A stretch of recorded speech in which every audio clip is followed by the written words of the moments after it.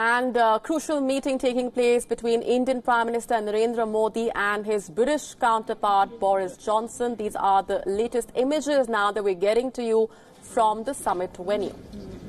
How are you? How do you do?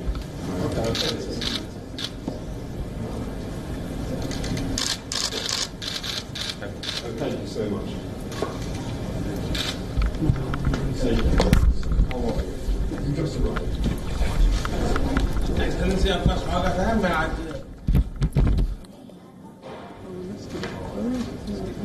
How are you? How do you do? बहुत बड़ी जिम्मेदारी के लिए अनेक बधाई देता हूँ, अनेक शुभकामनाएं देता हूँ। Very warm welcome to NCC. Thank you so much. I was in the Gulf countries and I've just arrived and we had an opportunity to speak over the phone last week and in person also I wanted to heartily congratulate you Well, for thank you so this much. huge responsibility And my very best wishes. well, thank you so much. And you know, well, we've met many times. And obviously, I wanted to make sure that we really take forward our relations. All sorts of ways which I think that we address the Indian-UK relationship. Talk about those in a minute when these guys have gone. आपको cricket में world cup को विजय प्राप्त किया। आज भी आपका सवाल thank you भैया।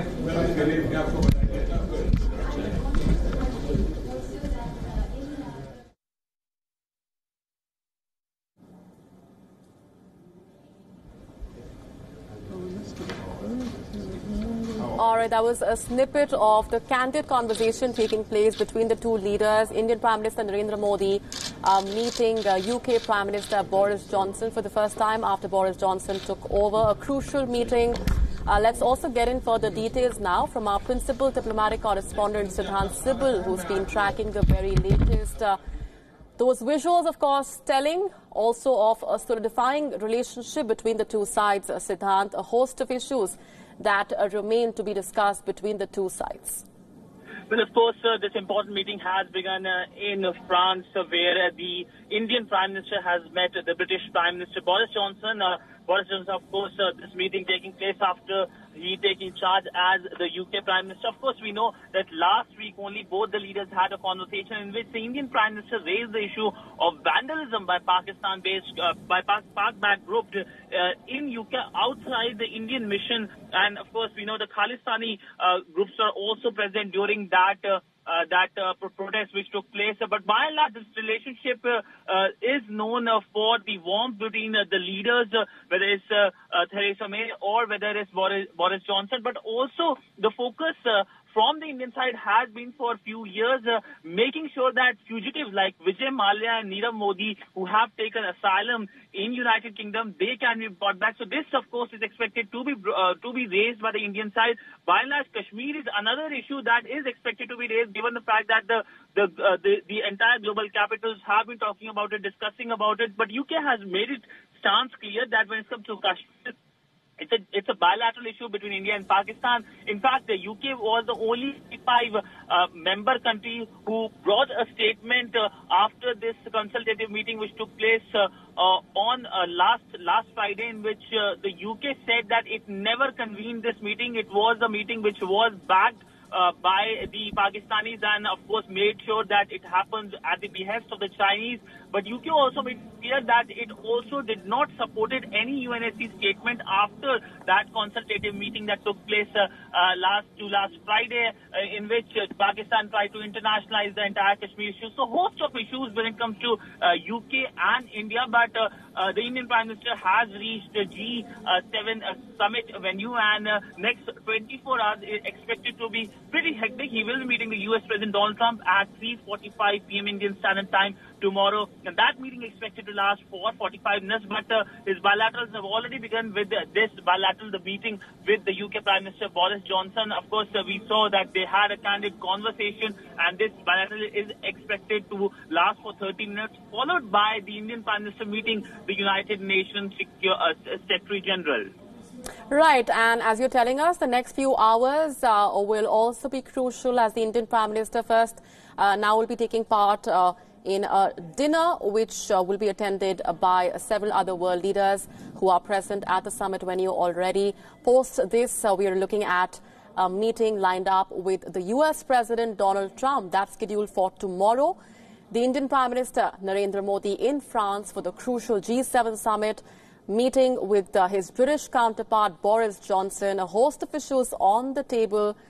This is the first meeting taking place between the two leaders after UK had chosen Boris Johnson to succeed Theresa May. This, of course, comes after the Brexit crisis had engulfed another prime ministerial position.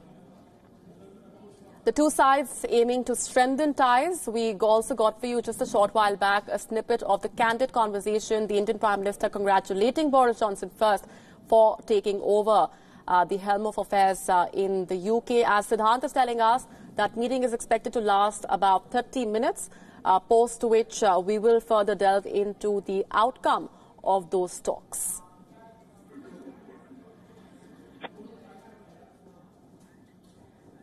The next few hours will tell us first of the outcomes of the meeting between Indian Prime Minister Narendra Modi and his British counterpart Boris Johnson. We are also looking at a crucial meeting which is lined up between Narendra Modi and US President Donald Trump. That meeting, of course, coming in the backdrop of US-China and US-India trade friction. A number of issues apart from that on the table, Siddhant, as you're telling us, the extradition of Vijay Mallya of Nirav Modi is also expected to come up for discussion. Apart from this, these meetings are taking place in the backdrop of India's move to abrogate Article 370, a move which has drawn strong international support for New Delhi. And world powers have sided with India, calling it a purely internal affair. And on the other hand, it's a move which has attracted further criticism for Pakistan. It's tried to knock on the doors of all possible world powers, but to no avail, trying to rake up the issue at an international platform.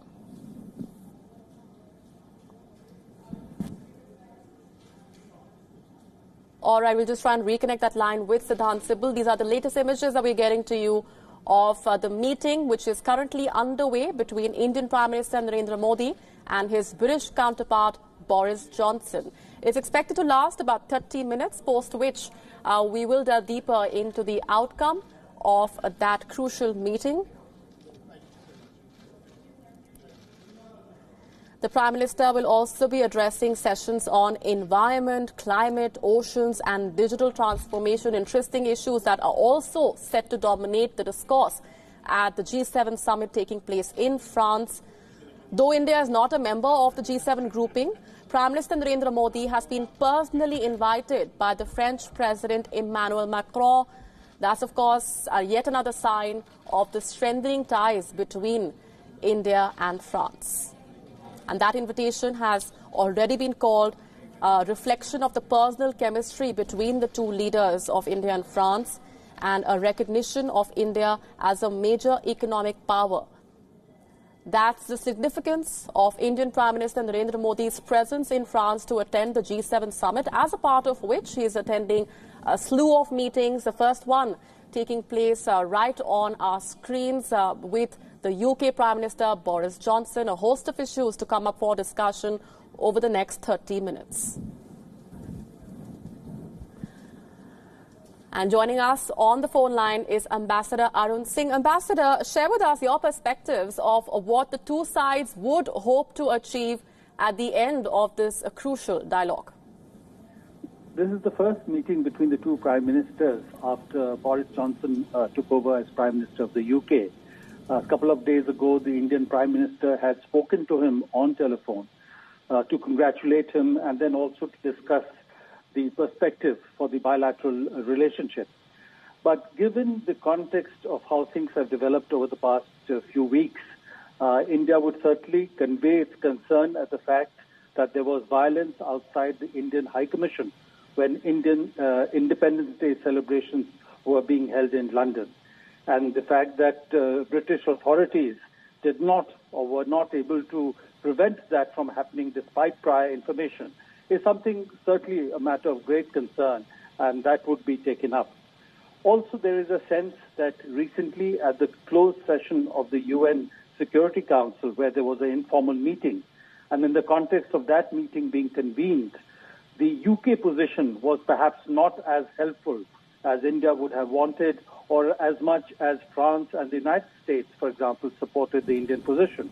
And most reports suggest that UK did not oppose the convening of an informal meeting and was not opposed to any kind of a press statement or a presidential comment coming out of that closed meeting. And that is completely contrary to India's position, which has been that the UN Security Council in any format has no role to play in India-Pakistan issues, including on Kashmir. So these are certainly issues that are likely to be raised. Also, from the UK point of view, they are dealing with Brexit. There is no deal worked out with the European Union. Boris Johnson has indicated that he's prepared to do a no-deal Brexit if nothing is worked out by October 31. So that will be very disruptive for the UK and its economic relationships, not just within the EU, but all around the world. In that framework, they have also been looking at consolidating other partnerships, including with India, because they want to define a new global Britain. So I think the Indian Prime Minister may want to hear from him as to what are his assessments of the prospects of an organized Brexit, and how does Britain look at other relationships in a post-Brexit environment. Further, in the framework of the G7, the issues that are on the table deal with climate change, issues related to digital economy, cybersecurity. So these could, of course, also be discussed there. Interesting. Stay with me, please, Ambassador. Let's also get in a quick perspective from Harshvi Pant, head of the strategic studies at the Observer Research Foundation, joining us over the phone line as well. Thanks, sir, for speaking with us here on Beyond World is One. Share with us your assessment of the primary focus areas of that meeting, which is currently underway.